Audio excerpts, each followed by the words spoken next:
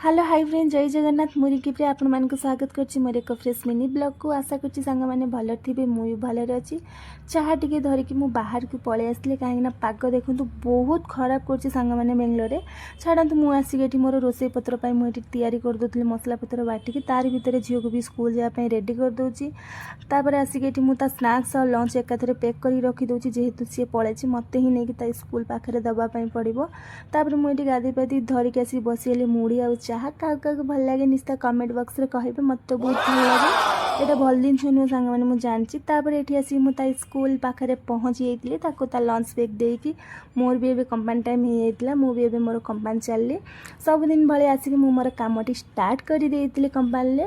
तापर जेहेतु डेटा होइतिला हमर लंच टाइम होइतिला लंच रे बसी जाइतिलु खाइया पई। एई दिन चोरी सांग माने कोन कहिबे निश्चित कमेंट बॉक्स रे। तापर मोर झियो स्कूल टाइम होइतिला छुटी हवा टाइम ताको नेके पळे आसली। तापर मोर गोटे ऑर्डर पळे आसतिला। तापर आमे चलले एबे रूम को जदी हमर आज कंपनी बहुत जल्दी छुट्टी हो जाइए। जदि मो वीडियो भल लगी तो लाइक और कमेंट सब्सक्राइब करने जमार भूलबेनी। रखुची सांग माने जय जगन्नाथ।